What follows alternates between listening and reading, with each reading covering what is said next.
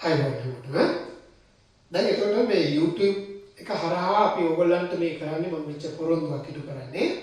මොකද ඔන්ලයින් පාඨමාලාවක් විදිහට මම 2022 A level ලියන ළමයිගේ වැඩසටහනක් කරගෙන යනවා. දැන් ඔයගොල්ලෝ කියලා කියන්නේ දැන් මේක අහගෙන ඉන්න 2022 ළමයි දැන් ඒගොල්ලන් කොවිඩ් සමයේදීම තමයි සාමාන්‍ය පෙළ ප්‍රතිඵල ආවේ. උසස් පෙළ පටන් ගැනීම ඒකම වෙන්නේ. ඒතර අපි පන්තිය පටන් ගන්න වෙන්නේ කවදද කියලා අපිට තාම වෙනම කෝල් කියන්න බෑ. ඒ නිසා අපි අර sipsairo.com එකත් එක්ක එකතු වෙලා ඔන්ලයින් පාඨමාලාවක් කරගෙන යනවා. ඒකට සමහර ළමයි මගදී තමයි සම්බන්ධ වුනේ. ඉතින් ඒ නිසා ඉල්ලීමකුත් නිසා මම මේ මුල් ටික මේ වීඩියෝ මාලාවෙන් මොකද අපගේ රවින්ද්‍ර බණ්ඩාර කියන YouTube channel එක හරහා මෙන්න විතර. එතකොට ඔය දැනගන්න ඕනේ ඉතාලම මුලින් මේ පාඩම අවසානයේදී අපි ඔන්ලයින් පාඩම හරහා කරනවා. මුල් කොටස් මම මෙතනින් ආවරණය කරනවා. ඒතකොට ඉතා හොඳින් මේක ඉගෙනගෙන ත්‍රිකෝණමිතිය කියන පාඩම ගැන ඔයගොල්ලෝ දන්නවා. ඔය ත්‍රිකෝණමිතිය පාඩයෙන් විභාගෙදී part A කියන්නේ A කොටසේ ප්‍රශ්න 10 එකක් එනවා. B කොටසේ ප්‍රශ්න 7ක් එනවනේ. අපිට තෝරාගන්න තියෙන්නේ 5ක්නේ. ඒකෙත් එකක් එනවා. ඊළඟට ත්‍රිකෝණමිතිය ගැන ඔයගොල්ලෝ අහලා ඇති සමහරවිට මේක අපේ pure maths applied maths එකම පාඩමකම වැදගත්. physics වලත් වැදගත්. විශ්වවිද්‍යාලේ ගියාම ඉංජිනේරින් වේවා ෆිසිකල් වේවා කොහේ ඔයගොල්ලෝ ගිහිල්ලා මතු දවස් ඉගෙන ගන්නකොට මොනාරි විශේෂ අධ්‍යාපනය ඉගෙනකොට මේ ත්‍රිකෝණමිතිය සූත්‍ර එලෙසින්ම ඕන. ඒ වගේ මතක තියාගන්න මේ ත්‍රිකෝණමිතිය කරගෙන සූත්‍ර වැඩි පාඩම් ගොඩාක් සූත්‍ර තියෙනවා. හැම පාඩමෙම මේ සූත්‍ර නෑ. නමුත් මේවා වැදගත් කෘතියම අපි පාඩම් කරන්නේ නැතුව ඒවා සාධන හරහා ගණන් වල එළීම් ඔස්සේ යනකොට අසීරුනේ. ඒ නිසා ත්‍රිකෝණමිතිය කියන පාඩමේ මම ඉස්සල්ලාම වල කියනවා මේ කෝණය කියන එක ගන්න. ත්‍රිකෝණමිතියේ අපි එනවා ඉස්සල්ලාම කෝණ. අපි ප්‍රධාන මාතෘකාව පාඩම තමයි ත්‍රිකෝණමිතිය. ඉංග්‍රීසි මීඩියම් කරන අය ඉන්නවා ඒගොල්ලෝ බලන්න එපා. ඒගොල්ලන්ට මේක අල්ල ගන්න පුළුවන්. ත්‍රිකෝණමිතිය. එහෙම ඉස්සල්ලාම වල කෝණය එහෙම නැත්නම් කෝණ ඇන්ගල් ගැන කියන්නේ. කෝණ කෝණයක් ඔයාලට රේඛා දෙකක් දුන්නා. ඔයාගේ දෙන්න සර් කෝණ මාන අපි පන්නලා ගියා 9 අංශක 30යි 40යි. නමුත් කෝණය කියන එකට අපි හිතාගෙන චිත්‍රයට වඩා වෙනස් චිත්‍රයක් තියෙනවා. ඔකට පුළුල් අර්ථයක් මේ පාඩමේ තියෙනවා. කොහොමද කෝණය ඉපදුනේ? කොහොමද කෝණයක් කියන එකක් ගන්න? අපි ගන්නවා අවකාශයේ අචල රේඛාව. ෆික්ස් ලයින් එක. ඔකට අචල රේඛාව කියලා කියනවා. ආරම්භක රේඛාව ඉනිෂියල් ලයින් කියලා කියනවා. අවකාශයේ අචල රේඛාවක් අරගෙන ඒ අචල රේඛාව මත අචල ලක්ෂයක් ගන්න. ඔය අචල ලක්ෂය වටා ආරම්භක රේඛාවේ සිට භ්‍රමණය වන රේඛාවක් තියෙනවා. හැබැයි භ්‍රමණය වෙන්නේ තලයේ. මේක කරගෙන එළියට ඇවිල්ලා ඒකේ වදින්නේ නැහැ. කරගෙන. ඒ කරගෙන රේඛාවට අපි කියනවා භ්‍රමණ රේඛාව. rotational line. අවකාශයේ අචල රේඛාව වෙනත ආරම්භක රේඛාවක සිට එය මත පිහිටි අචල ලක්ෂයක් වටා භ්‍රමණ රේඛාව භ්‍රමණය වීමෙන් කෝණය ඇති. එක්කනේ මේ කෝණය. මේ කැරකිච්ච ප්‍රමාණය තමයි අපි කෝණය කියලා දුන්නේ. ඔක තව කරගන්න පුළුවන්. එතකොට මම මේක ලියනවා මේ. කොහොමද යන්නේ? අවකාශයේ ගත් අචල රේඛාවක සිට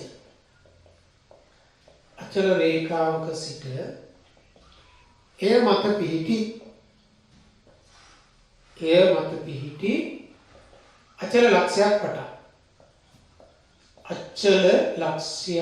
වටා භ්‍රමණ රේඛා භ්‍රමණය වන රේඛාවක් තියෙනවා. භ්‍රමණ රේඛාව එනත එන්නම යන වෘත්තයක් ඉන්න මේකට දෛශික අරේ කියලා කියනවා. භ්‍රමණ රේඛාව භ්‍රමණ රේඛාව තලයේ ඔක යන්නේ එක ප්ලේන් එක තලයක භ්‍රමණය වීම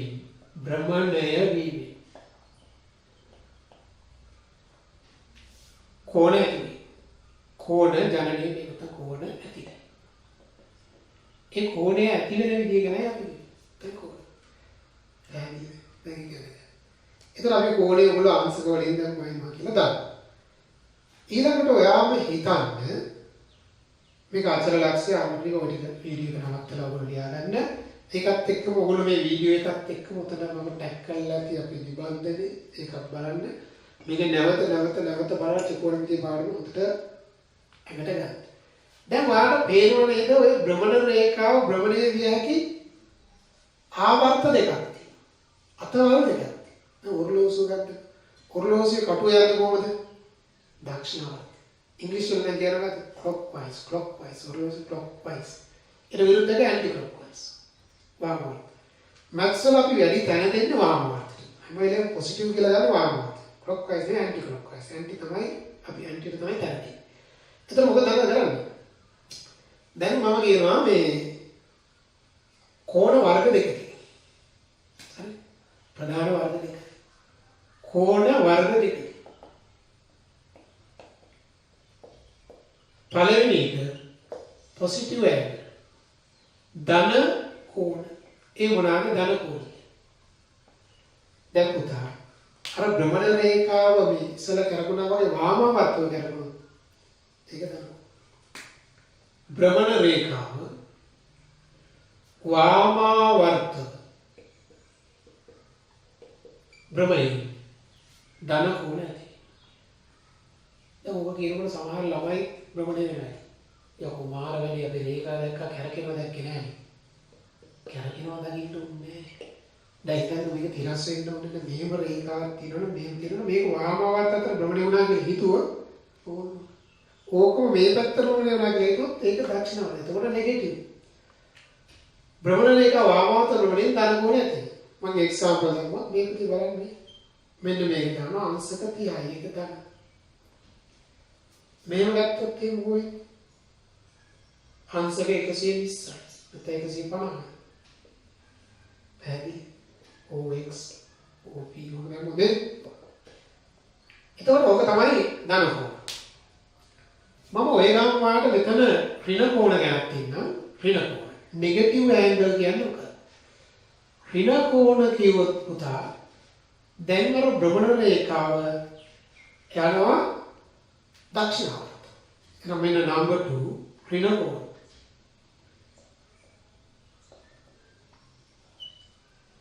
භ්‍රමණ රේඛාව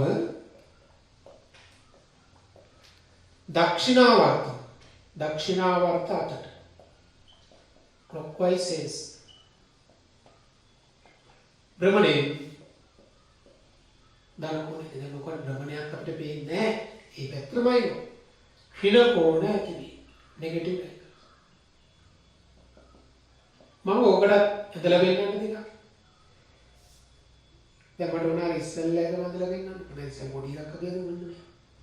-45. දැන් අයිදර මේක මෙහෙමයි මෙතෙන්ට ආවා කියලා 180ක් ගන්නවා 210 කියලා නෙගටිව් හරි මේකත් මෙහෙන් කරනවා කියලා හිතුවා 330යි ඍණ 330යි තේරුණානේ මම අහන්න පොඩි ප්‍රශ්නයක් ඔයගොල්ලෝ මට කියන්න කෝණයක උපරිමගේ කෝණයකට ගන්න පුළුවන් උපරිමගේ මොකක්ද මේකේ අවසානය කියන්නේ කෝණයක උපරිමයි කියන්න බලන්න. ඔක පන්තියේ ගමම ළමයි කියනකොට. සමහර වෙන 360යි. නෑනේ පුතේ. 360 එයා කරගෙන බෑ වටන එකක් කිව්ව 720යි. තව කැරකිලා කොච්චර ඉන්න බලන්න. නිමාවක් නෑ. එහෙනම් පොසිටිව් ඉන්ෆිනිටි. අනන්තයි. ප්ලස් ඉන්ෆිනිටි නේ අනන්තයි. අවමානේ ඔකේ සමාන බිඳුවයි. හරිද? කෝණයක අවමානය නෑ. ඍණ පැත්තට කරකිලා දිගටම කරකිලා. Minus infinity. සමේ පාඩමේ අපිට ධන 300 ධන 750 1500 900 ඍණ 800 ඔය වගේ කෝණ එනවා බලන්න. හරි. එතකොට අපි දැන් ඊළඟ බලමු කෝණ මැනීම සම්බන්ධ. දැන් අපි යමු කෝණ මැනීම. අපිට ඔය උසස් පෙළදී කෝණ මනින ඒකක දෙකක් හම්බ වෙනවා. එකක් අංශක මැනීම ඩිග්‍රී මෙෂර්, ඇන්ගල් මෙෂර් වල පළවෙනි එක ඩිග්‍රී මෙෂර්, දෙවෙනි එක රේඩියන් මෙෂර්. එමත් අපිට ඒකට සර්කියුලර් මෙෂර් කියන වෘත්තයක් සම්බන්ධ වෙනවා. දැන් ඉතින් කෝණ මනින ඔය ඒකක දෙකම අපි දැනගන්න ඕනේ. අපිට උසස් පෙළදී අපි වැඩිපුර පාවිච්චි වෙන්නේ විශේෂයෙන් කලණිදීන් පාවිච්චි වෙන්නේම රේඩියන් මැනීම. නමුත් මම අංශක මැනීම ගැනත් ඔයාලට මතක් කරලා ඉන්නම්. අංශක මැනීම ඩිග්‍රී මෙසර්. අංශකයක් කියන්නේ මොකක්ද? අංශක කෝණ මාක් කරලා ගන්න අංශක 30යි කියන්නේ මේ මාක් කරන්නේ කෝණ මානෙත් අංශක ලකුණු කරලා තියෙනවා නේද?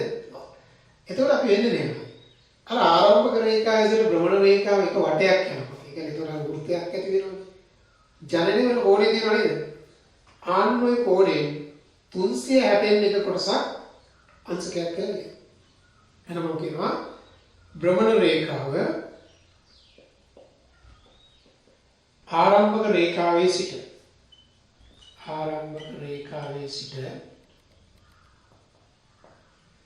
එක් වටයක්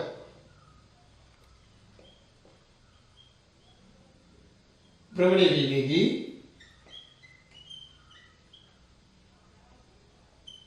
ජනනය වන කෝණය ඇති වෙන කෝණය නේද? ජනනය වන කෝණය අන්නේ කෝණයෙන් අපි බෙදනවා 360ට. 360න් එක කොටස අංශකයි. එනතර තව විදිහට කියනවා අර වෘත්තයක පරිධියෙන් කේන්ද්‍රය ආපාදනය කරන කෝණය 360කට බෙදනවා. දැන් අර ප්‍රශ්නයක් ඇති අයියෝ 360කට බෙදන්න. බෙදන්න පුළුවන් 1000කට 100කට 500කට. ඒකට හේතුව කියලා හිතන්නේ දැන් ওই කාලයට සාපේක්ෂව කියන්නේ ඔය අංශකයක් නැවත කොටස් 6කට බෙදෙනවා. කොහොමද නෑ? ඒක කලාවක්. කලා එකක් නැවත කොටස් 6කට බෙදෙනවා. මේ කලා එක. හැබැයි අපිට ඒ වල කොයිවත් කලා විකලා සම්බන්ධයෙන් ඉස්සරහින් එපා. අපි ගන්නේ දශමයි. නමුත් දැන් ඔයාලා විනාඩියකට තත්පරයකයි පැයකට විනාඩියකට. කාලය වගේ කලා විකලා. ඒතකොට මේ වටයක් කරනවා කියලා කියන්නේ දැන් අවුරුද්දකට අපි ගන්නවා 365 දවස්. නේද? එතකොට මේකෙදි 365 කියන ඉලක්කම තමයි ගන්න ඕනේ. 365 ගත්තම කිසි ගතියක් නැහැ. හේතුව තමයි මේක දෙකෙන් බෙදෙන්නේ ඉන්නේ. කොහොමද බෙදා ගන්න එපා? තුනෙන් බෙදෙන්නේ ඉන්නේ. හතරෙන් බෙදෙන්නේ ඉන්නේ. පහෙන් නම් බෙදෙනවා. එතකොට මේක මේ මොකද වෙන්නේ?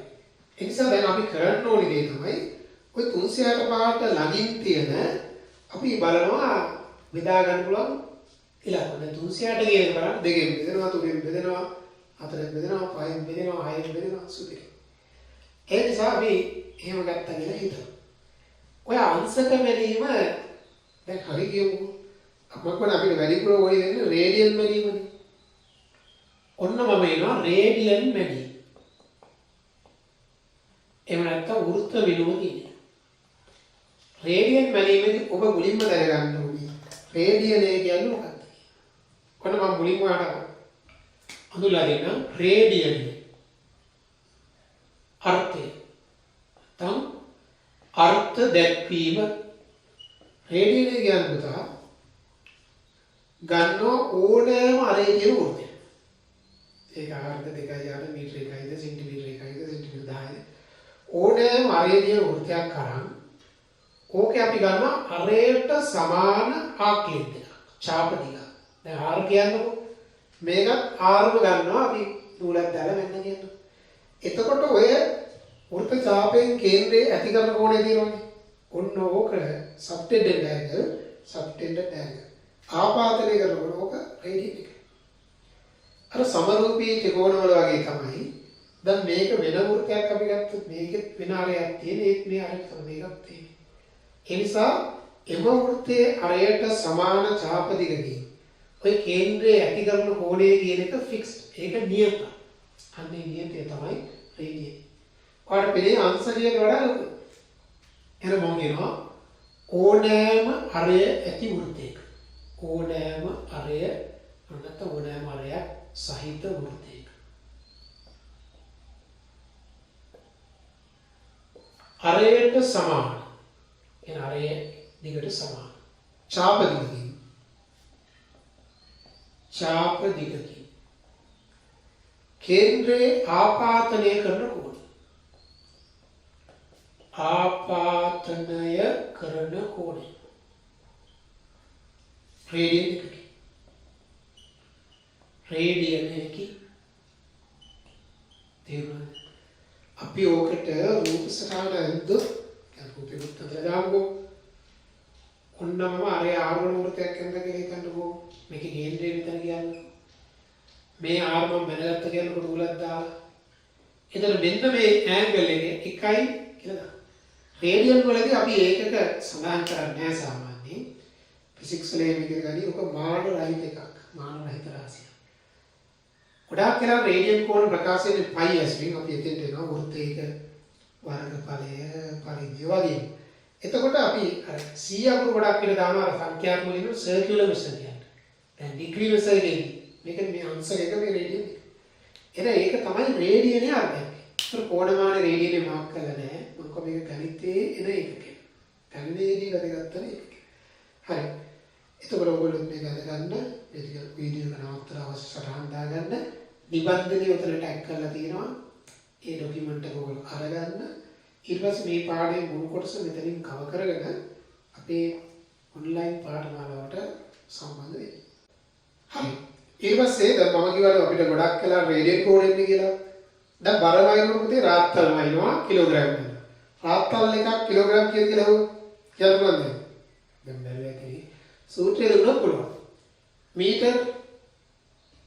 මීටර අඩි කරන්න පුළුවන්. උෂ්ණත්වය වෙනකොට ෆැරන්හයිට් සෙල්සියස් මාරු කරන්න පුළුවන්. දැන් අපිට අංශක දුන්නම රේඩියන් කරගන්නේ කොහොමද?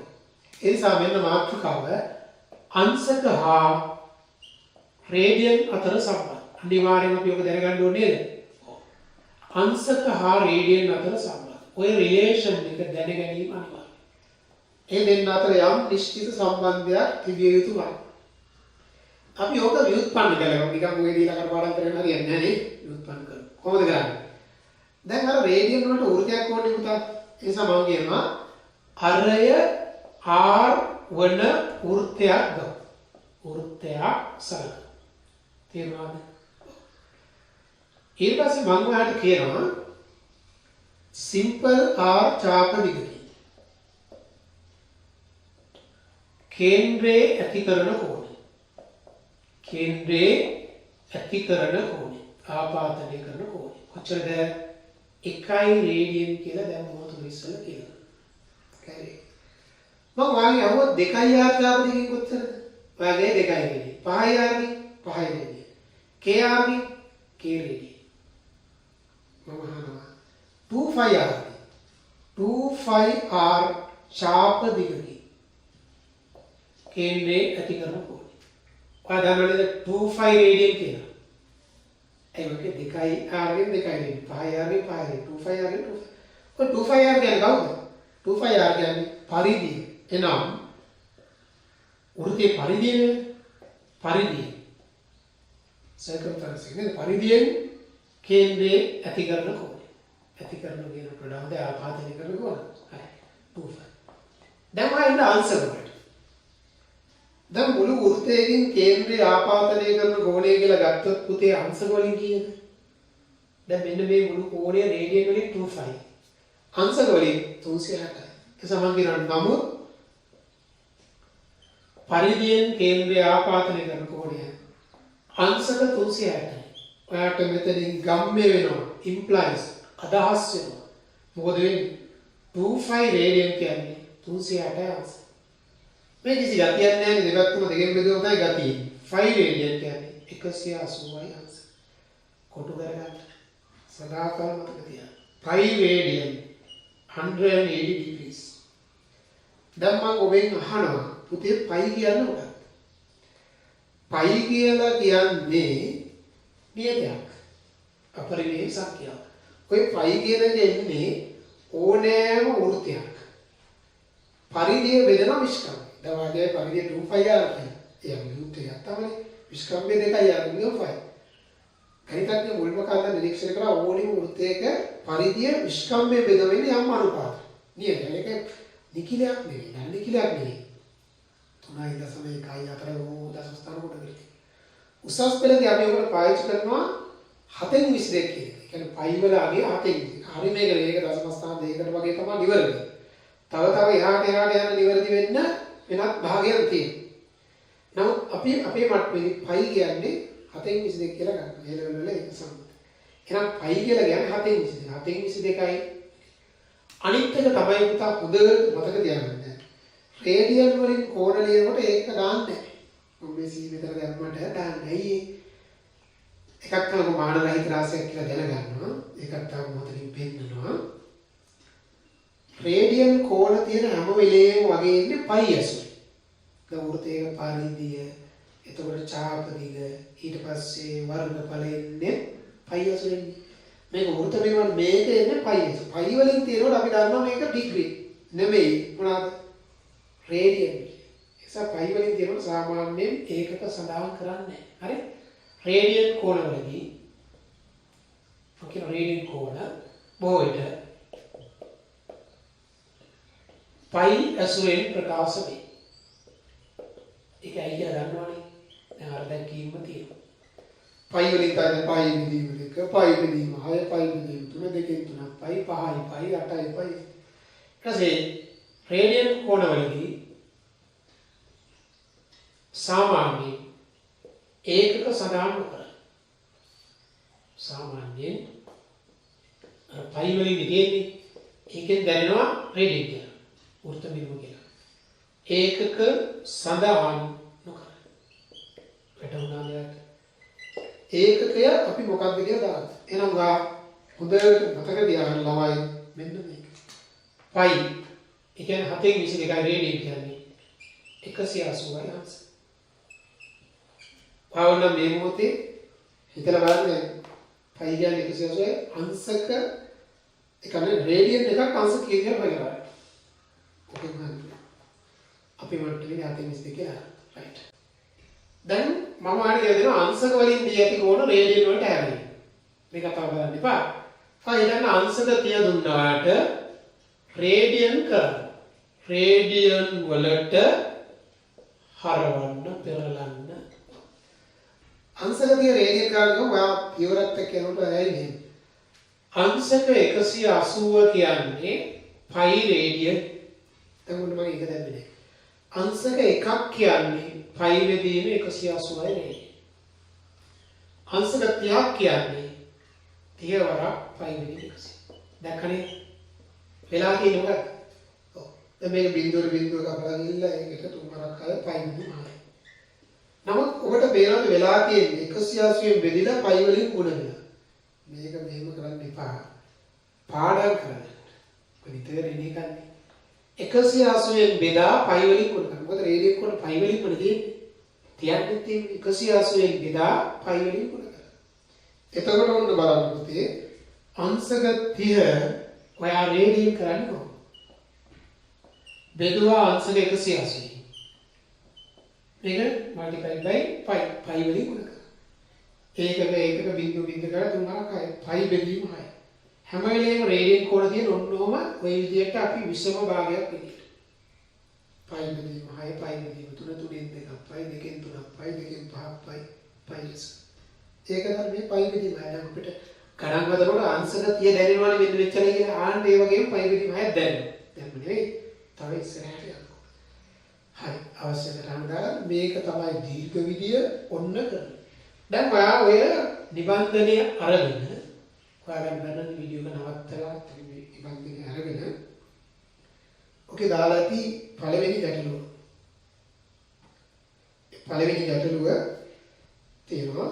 ඒකේ කෝණ ටිකක් දීලා දෙනවා රේඩියන් වලට ආවා. මම ඔය එකක් දෙකක් හදන්න.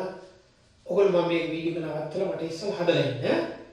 අංශක 45 ගියොත් පුතේ ඔක බෙදුවා 180 ගුණ කරා පයියි 45 වරක් 180 4යි 5/4 හරි ඊට පස්සේ දෙවෙනි ගාන අපි හදුවේ එක තුන්වෙනි ගාන කියවන්නේ හතරවෙනි ගෙන්නම 150 degrees බෙදුවා පුතේ මම 180 වැඩි කරා පයි ගතාව 180 බෙදා පයි වලින් ගුණ කරා එතකොට මෙන්න බිංදු බිංදු කැපුණා 3 වරක් 5යි 3 වරක් 6යි 6න් 5ක් පයි වැටුණානේ ඔව් ඊගාවට මම උතන ඔයා හදාගෙන යන්න මීටර මම එන්නම් මට උතන ගතියක් එන්නකෝ මොකද ඒක මට 150යි වෙනවා -120 ආවද අංශක රිලේ 120 රේඩියන් කරන්න දැන් මේක නෙගටිව් ඇන්ගල් එක නෙගටිව් සයින් එක එහෙම තියෙද්දි 180 බෙදන්න පයි වලින් 6 වරක් 2යි 6 වරක් 3යි. නේද? ඍණ 2යි පයියට 3ෙන් 2ක් පයි. එහෙනම් ඔයාලට ප්‍රශ්නයක්ද දැන්? ප්‍රශ්නයක්ද? නෑ. මොකෝ කරන්නේ? අංශක කෝණ රේඩියන් ගන්න මතක තියාගන්න මෙන්න මේ ෆෝමියුලා එක. 180න් බෙදා පයි වලින් ගුණ කරන්න. හරි. ඔය එකම මම අනිත් එකටත් දෙන්නම්. දැන් පුතේ මෙහෙම රේඩියන් වලින් දී ඇති කෝණ. රේඩියන් වලින් දී ඇති කෝණ අංශක වලට හැරෙන්න කියලා එමු අපි ඊළඟට. කතාව මම කෙලින්ම කියන්නම්. දැන් වැඩේ තියෙන අපිට ප්‍රායෝගික තත්ත්වවල එන හැම කෝණෙම පයි ඇසුරින් දෙන්නේ. දැන් ඔයා මොකටද හිතන්නේ? ඔයාට පයි බෙදීම තුන අංශක කරන්න කියලා දුන්නා. අංශක වලට හරවන්න.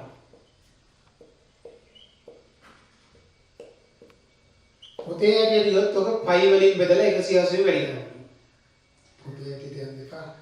පයි බෙදීම තුන කියන්නේ ළමයි. ඒකක පරිවර්තනය කරනකොට 180 බෙදීම තුන. පයි කියන්නේ 180ද? නෑ පයි කියන්නේ 40. එහෙනම් බෙදන්නේ හරි. ඒකක පරිවර්තනයේදී පයි රේඩියන් කියන්නේ අංශක 180 බෙදුවම අංශකයට. තේරුණා? කියන්නේ මොකද පොතේ ඇටියට මම ඕනනම් කියන්නේ මම මේ පයි කියලා කියන්නේ පොතේ 180. හරි නේද? එකක් කියලා කියන්නේ 180 බෙදීම පයි. එහෙනම් පයි බෙදීම තුනක් කියන්නේ 180 බෙදීම පයි වැඩි කිරීම පයි බෙදීම පයිට පයි කියන්නේ කටපාඩම් කරගන්න පයි වෙනුවට 180. පයි වලින් නැතු ඉලක්කමෙන් දුන්නොත් එහෙම සාමාන්‍යයෙන් දෙන්නේ නැහැ. ඉලක්කමෙන් දුන්නොත් මේ කතාව ගන්න. එතකොට අපිට ඉලක්කම් ගන්නකදී පයි නැති වෙලාවකදී ඒකක් මම දැන් එනවා. හරි එහෙනම් මම අතන ලියන වාක්‍යය මොකද ලියන්නේ? ලියනවා පයි වෙනුවට 180 ආදේශ කර. ඒක තමයි රේඩියන් කෝණ අංශක කරන විදිය. මෙන්න එක්සැම්පල් එක 3න් 2ක් පයි අංශක වලට හරවන්න. අංශක වලට හරවන්න 3න් 2ක් පයි ඔන්න ලියවා 3න් 2යි පයිට දැම්ම 180. දැන් අපි කරන 3 අරන් මේකට 6යි. එතකොට 60යි 60 වරක් දෙක 120. අංශක 120. මොනින් බලන්න. දැන් ඔයාගේ නිබන්ධනයේ තියෙන දෙවෙනි ගාන හදන්න. පළවෙනි ගාන පයි බෙදීම 4 ඊට පස්සේ පයි බෙදීම 3 පයි බෙදීම 6. දැන් පළවෙනි තියෙන 6 පාක් පයි. ඒකත් අපි ඉස්සෙල්ලා කරේ. කමන්නේ ඒක 6 පාක් පයි කියන එක වීඩියෝ එකට නවත්තලා ගණන් ටික හදලා ඉවරලා උත්තර චෙක් කරන්න නේ. මේක 6 වරක් 3යි 30යි 3 වරක් 5 150. හරි. මම නෙගටිව් ඇන්ගල් එක දෙන්න ඍණ පයි බෙදීම අතර දිනුවා. ඍණ 180 බෙදීම 4. ඍණ 45. තව දැක්ක මෙතන තියෙනවා 3යි පයි කියලා. 3යි පයි කියන්නේ 3 වරක් 180. එතකොට විතර ගිය 24යි 3යි 540යි ඩික්‍රීස්. කිව්වනේ කෝණයක් කියන එක 360 ඉවරේ නැහැ කියලා. එතකොට ඔය තියෙන්නේ රේඩියන් කෝණ අංශ. දැන් මම පොඩි ප්‍රශ්නයක් දෙනවා. ඔයා වීඩියෝ එක නවත්තලා මේ උත්තරය අරගෙන ඊට පස්සේ බලන්න මොකක්ද දන්නවද? නිබන්ධනයේ ඇති මේක මේ තුන්වෙනි රේඩියන් එකක අගය අංශක වලින් ගන්න. ඔන්න තුන්වෙනි ප්‍රශ්නේ කරන්න ඊට පස්සේ මම දැන් කියලා දෙන්න. උත්තරය අරන් බලන්න. මොකද කියන්නේ රේඩියන් එකක අගය අංශක වලින් ගන්න. මොකද කතාව? රේඩියන් එකක අගය අංශක වලින් ගන්න. දැන් අපි මෙහෙම පයි රේඩියන් කියන්නේ 180යි අංශ. එන එකයි රේඩියන් කියන්නේ 180 බෙදීම පයි. දැන් පයි කියන එකේ අගය මෙතෙන්ට ඒව දාන්න එපා 180. කොහේ හරි පයි දැක්කම දාන්න එපා 180. ඔය ඒකක පරිවර්තන කරනකොටයි පයි කියන්නේ 720 අපේ මට්ටමේ. දැන් ඔන්න ඒක පයි කියන්නේ 722 පුතේ මෙතන 22 7. එතන අපි මේවා මේක දෙකෙන් බෙදලා ගත්තම ලේසි මේක 90 වරක් 7 යට 11. නවරක් 7 8 තුනයි. 600 තියෙන දේ 11. අපි යනවා 11න් මෙතන. එතන 11 සරක් 5 55යි. එතන පහ දෙන 8ක් ඉතිරි 80ට 11 සරක් 7යි. හරිනේ? 7යි. එතකොට 78යි 30ක් ඉතිරි. 30ට 11 සරක් කීයද? 2යි 22යි. ආයෙ 30 22 8යි ආයෙ 7යි. කොහොම 2යි 7යි 2යි 7යි ඔය යනවා අපි අහසන්නෝ කියමු. එහෙනම් ඔන්න මතක තියාගන්න. රේඩියන් එකක් කියන්නේ අංශක 57.2 සාමාන්‍ය දෙන්නේ. ඒකට තේරෙන්නේ රේඩියන් කියන්නේ අංශක 60ට ළඟ කියන ලොකු කෝණය. කෝණ මානේ දැන්. ඉතින් ඒක තමයි C. හරි. ඒක හරි. ලියන්න. ඊටසේ මේ ත්‍රිකෝණමිතිය මුලින්ම ඔය රේඩියන් කෝණ ගැන කරපු ගණදිනුවේදී අපි තියෙනවා මේ ඇප්ලයිඩ් වලත් උන ත්‍රිකෝණමිතිය වල ඉතරනේ වෙන තැන් වලත් උන පොඩි සූත්‍රයක්. වෘත්තචාපයක දිග වෙන සූත්‍රය. ඔන්න මම කියනවා වෘත්තචාපය කියන්නේ ආක්කේද වෘත්තචාපයක දිග සෙවීමේ සූත්‍රය. එතකොට වෘත්තචාපයේ දිග වෙන සූත්‍රයේදී මම වෘත්තචාප අඳින්න පුළුවන් වෘත්තචාපයක් කියන එක කවුරුද දන්නවනේ. දැන් මම වෘත්තයක් කියන්නේ මෙතනින් මම අරගෙන මෙන්න මේව වගේ ගෝලයක් දැම්මා. දැන් මේක මම තීට ගෑගත්තා මේ අරයා මෙන්න මේකනේ ආක්ලෙන්ට් එක. ආක්ලෙන්ට් මේක තමයි සෙන්ට් එක. අපි C කියලා මේක AB. ඒ විතරනේ මෙන්න මේක මෙහෙම ගත්තොත් ඒකත් වෘත්තචාපය. ඔයාලට කෝණේ වෙනස් කරලා අංශක 30 40 60 උනේ තමයි 150 300 වෘත්තචාප ගන්න. එතකොට වෘත්තචාපයක දිග හොයන්න සූත්‍රයක් තියෙනවා. සූත්‍රය දීලා ඒක ඔප්පු කරන්න. මේ දිග හිතන්නේ L කියලා. සූත්‍රය මොකක්ද දන්නවද? L සමානයි R θ කොන්දේසි සහිතයි. මොකද? ඔය සූත්‍රය ලියන හැම වෙලේම කොන්දේසි කියලා අපි කොන්දේසියක් දෙන්න තියෙනවා. ඒක හොඳට මතක තියාගන්න නැත්නම් බඩ තමයි. මේක θ පුතා අනිවාර්යයෙන්ම රේඩියන්. අංශ වලින් දැම්මොත් වළංගු නෑ. එහෙනම් මෙතන ක්‍රම ආදාරයෙන් θ රේඩියන් වලින්. අංශ වලින් දුන්න මොකද ගන්න? රේඩියන් කරගන්න. එල් කියන ආරම්භය හරි සරලයි. ඡාප දෙක කියන්නේ අරේ වරක් ඕනේ. කොහොම සුන්දරයි. ඉතින් ඕකේ තියෙන්නේ අංශ මේ රේඩියනේ අර්ථ දැක්වීමෙන් තමයි ඉදීම සෙට් වෙන්නේ. ඔන්න බලන්න මම ඕක සාධනය කරනවා. ඔයා හිතන්න රේඩියනේ අර්ථ දැක්වීම මතක තියාගන්න. ඔයා දන්නවා දැන් අපි R ඡාප දිගකට අදාළ කෝණය තමයි රේඩියන් එක. එහෙනම් මම කියනවා මේ අපි දැන් R ඡාප දිගකින් කේන්ද්‍රයේ කෝණය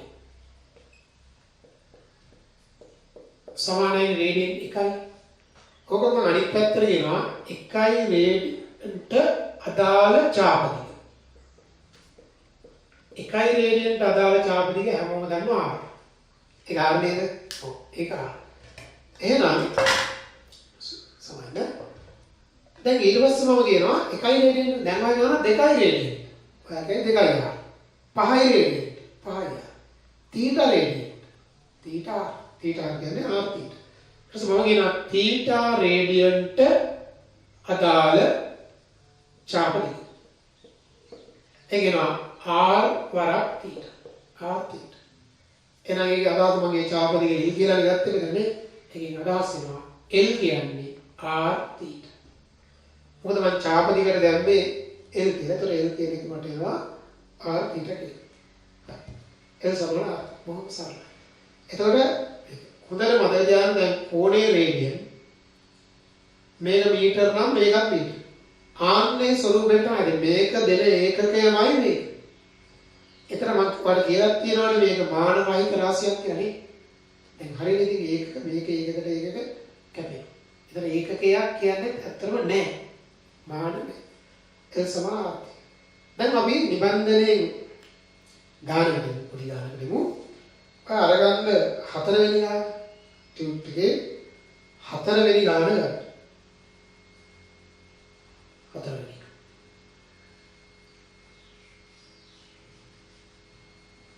සූත්‍රය සරලයි R θ එකම දේ කෝණය රේඩියන්. 4 වෙනි ගාන තියෙනවා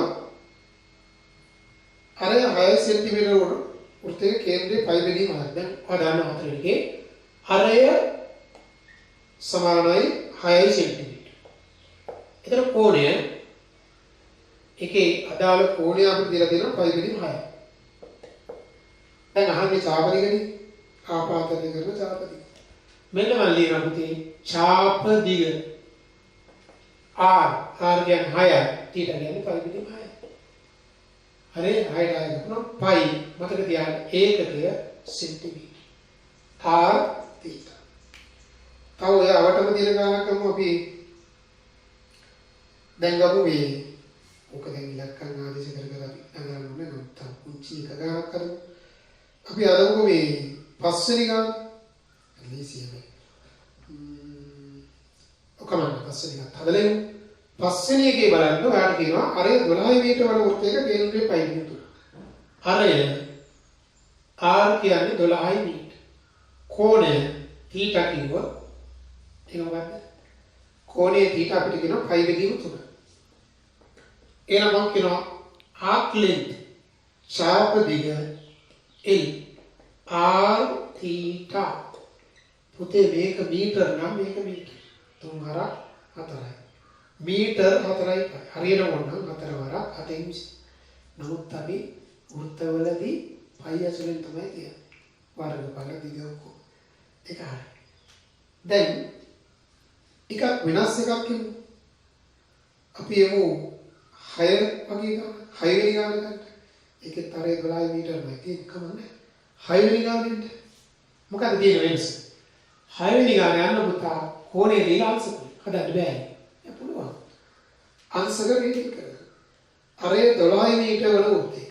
එතකොට අරය 12 මීටර.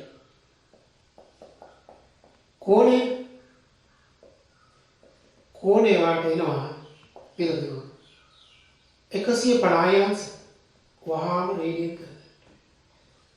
180න් බෙදා π වලින් ගුණ කරා බිඳුවර විතර දුණා 3 වරක් 5යි 6.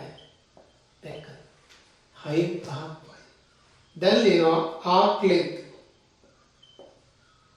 R කියන්නේ 12. දැන් ওই සූත්‍රය දාන්නවා නම් ඔයාලට තව දෙයක් පුළුවන්. arc length එකයි කෝණයයි දුන්නම අරය ගන්න. ඒ වගේ සමානාර්ථයකට මොනවද දෙන්නේ කියන එක මත අපිට යන්න. හරි. ඔක සටහන් කරගන්න මම ඔය වැලිම තව සූත්‍රයක් ඉගෙන ගන්න යනවා. ඔකේ අවශ්‍ය සටහන ගන්න. හරි. දැන් අපි ඡාපයක දිග වෙන සූත්‍රය කරානේ. ඔය වගේම අපි කටපාඩම් කරගන්න ඕනේ සූත්‍රයක් තියෙනවා. වෘත්ත ඛණ්ඩයක වර්ගඵලසි. දැන් වෘත්ත ඛණ්ඩයක් කියන්නේ මොකක්ද? වෘත්ත ඛණ්ඩය. වෘත්ත කියවම රවුම් ඛණ්ඩයක් කියන්නේ කෑල්ල. රවුම් කෑල්ල. රවුමක කෑල්ල. දැන් ඇත්තටම වෘත්ත ඛණ්ඩයක්ම රවුමකින් කොටස. හැබැයි වෘත්ත ඛණ්ඩයක් කියන එක නිශ්චිත අදහසක් තියෙනවා. හරිම වචනේ වෘත්තයක කේන්ද්‍රික ඛණ්ඩය. සෙක්ටර් එක කියන්නේ මෙන්න මේ. අරයන් දෙකකින් මේ ඡාපයේ මායිම් වල ප්‍රදේශයේ දින නේද මෙන්න මෙයා. ඔන්න ඕකට තමයි කියන්නේ වෘත්ත ඛණ්ඩය. හරිම වචනේ කේන්ද්‍රික ඛණ්ඩය නම් කියන්නේ වෘත්ත ඛණ්ඩය කෙටියෙන් තියෙනවා. මේකත් වෘත්ත ඛණ්ඩය. මේක කියලා මේ කුඩින් තියලා මේ හදුවොත් එහෙම තමයි අපිට කේතුවක් හැදෙන්නේ. හරි. එතන වෘත්ත ඛණ්ඩයක වර්ගඵල ගන්න සූත්‍රයක් තියෙනවා මතක තියාගන්න මෙන්න මේ පැත්තට S සමානයි භාගයක් R වර්ග θ. මේක දිශකෝම θ රේඩිය. අනිවාර්යෙන් θ රේඩිය. දැන් මේ වගේ උපකරණ අහන්නේ මේක කටපාඩම් කියන්නේ. නමුත් මම මේක එන විදිය නැත්නම් අහසින් ආවගේ ගන්න බෑනේ අපිට. එන විදිය ගන්න ඒක අහන්නේ නෑ. දැන් මොසලා කියන්නේ. මම දැන් S සමානයි භාගයක් R වර්ග θ සූත්‍රය උපකරණ යනවා. මොකද මේ උපකරණ අහන්නේ අපි බලමු උත්තර සාධනෙ පිළිගන්න බෑ. මම කියන මේ θ කෝණය ඔතන තියෙන θ කෝණය සමාන කුඩා කෝණ n ප්‍රමාණයකට බෙදෙනවා. n ප්‍රමාණයකට බෙදෙනවා. මේ තියෙන වගේ ඉන්න අකුර n ප්‍රමාණයකට. එතන මේක ඉතාලම කුඩා කෝණයක්. මම මේ පේන්නේ නැද්ද නැත්නම් පේන්නේ නැහැනේ. ඔව්. එතන ඒ කියන්නේ n විශාල සංඛ්‍යාවක්. ඒ කියන්නේ අනිවාර්යයෙන්ම උතන n කියන්නේ විශාල සංඛ්‍යාවක්. දැන් ඔයාලා දන්නවා n ප්‍රමාණයක් තියෙනකොට ඒ n ඇල්පනේ θ. එතන θ කියන්නේ n ඇල්ප. ඒ විට ඇල්පා කියන්නේ θ යට n. θ සමාන n වතාවක් අපිට දෙකට බෙදුවොත් 2යි ඇල්පනේ. θ කියන්නේ. තුනට බෙදුවොත් 3 යනවා. පහට බෙදුවොත් 5 යනවා. එතන මෙන්න ඇල්ෆා කියන්නේ තීටා යට එන්නේ. දැන් මම කියවනේ මේ ඉතාම කුඩා කෝණයක් කියලා. මම කියන එවිට PQ මොකද කියන්නේ? කුඩා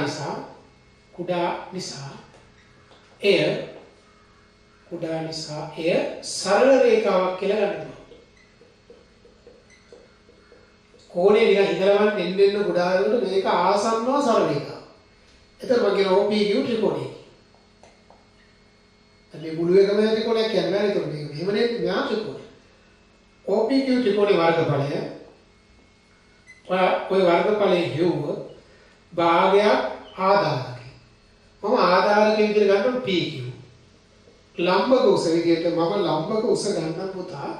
මෙන්න මෙතනින් ලම්බක ගෙවුවොත් ඔය විදිහට. දැන් මේක R ලම්බක උස මොකක්ද? ඒකත් R ඇයි මේ කොහොමද තාම පොඩයි. හරියටම R නෙමෙයි. නමුත් අපිට R කියලා ගන්න වෙනවා. භාගයක් ආධාර වැඩි කිරීම ලම්බක උස. දැන් මම හොඳට බලන්න ওই වර්ගඵලේ භාගයක් PQR. අපි දන්නවා PQ කියන්නේ මොකද්ද? R alpha. මීට කලින් කරපු සූත්‍රය. චාපති කරේ. ඔව්. දැන් ආයේ PQ කියන අපි R ඇල්ෆා කියලා. මේක දැන් චාපයක් විදිහටම අපිට දිග හොයන්න පුළුවන් R ඇල්ෆා. එතකොට භාගයක් R වර්ග ඇල්ෆා. තේරුණානේ? භාගයක් R වර්ග ඇල්ෆා. ඇල්ෆා එකට උනන යනවා θ යට භාගයක් R වර්ග ඇල්ෆා නා ඕක ඒක හොඳයි. මේක ඕනෙත් නැහැ ඒකට. මේක ඕනෙත් නැහැ. දැන් මොකද ලියනවා?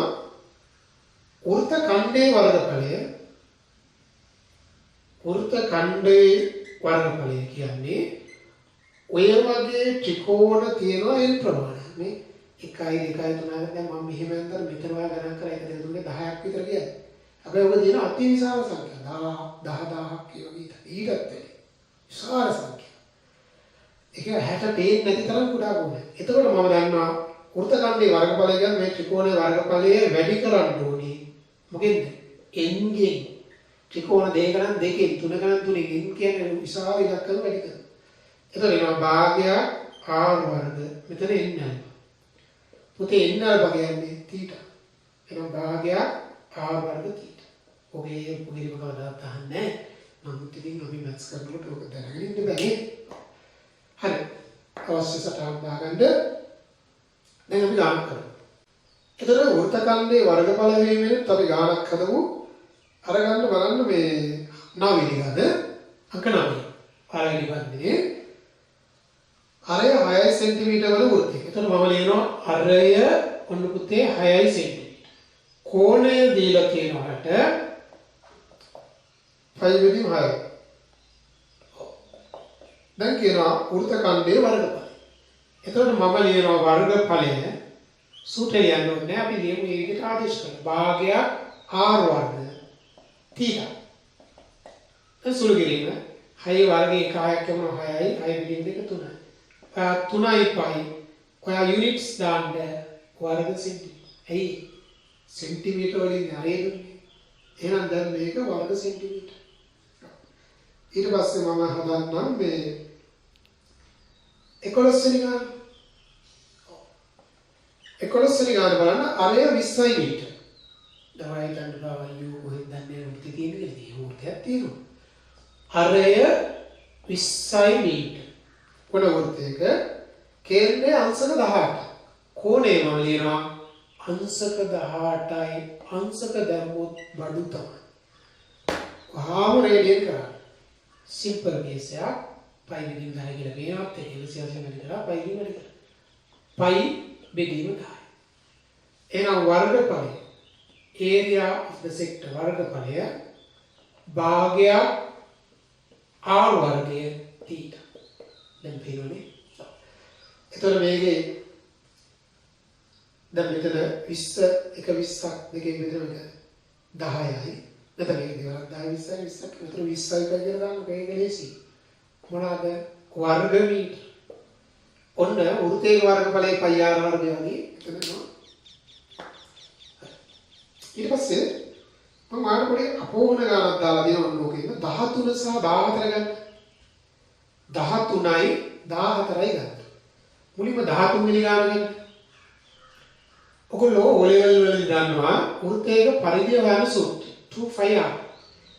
ඔන්න බලන්න මට කියනද L සමාන R තියෙන සූත්‍රයේ භාවිතයෙන් පරිධිය සේවයේ සූත්‍රය ලබා ගන්න. දැන් මම දන්නවා L equal R theta. අරය R වන වෘත්තයක් ගමු. අරය R වන වෘත්තයක් ගමු. මුළු වෘත්තයම ගත්තට අපි මුළු වෘත්තයම ගත්තම මොකෝ වෙන්නේ θ සමානයි 2phi රේඩියන්දී. දැන් එනම් මම කියනවා පරිධිය කියන්නේ R කියන්නේ පුතේ R θ කියන්නේ 2phi 2phi R. ඔක නේද අපි ඒ කාලේ අපිට ආදිනා වගේ දුන්න සූත්‍රෙනේ. දැන් අපි ඒක සාධනයෙන් නේද ගත්තේ.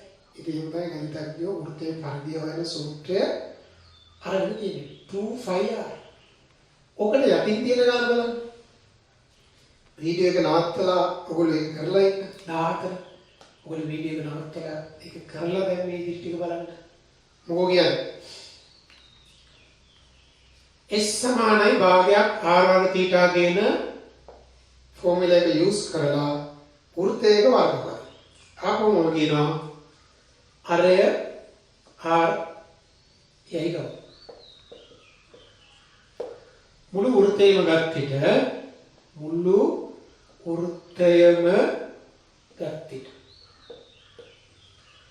θ කියන්නේ 2phi.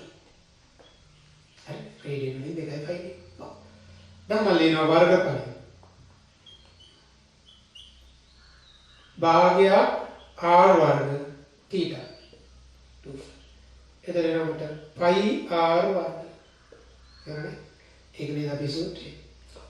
ඒතර ඔය ටික මම දැන් ඔය කතා කරේ මේ පළවෙනි වීඩියෝ එකෙන් මම කතා කරේ අපි අංශක රේඩියන් කතාව කෝණය කියන්නේ මොකක්ද? ඒක පරිවර්තනය කිරීම ඡාපදිය උත්තරන්නේ බලන්න.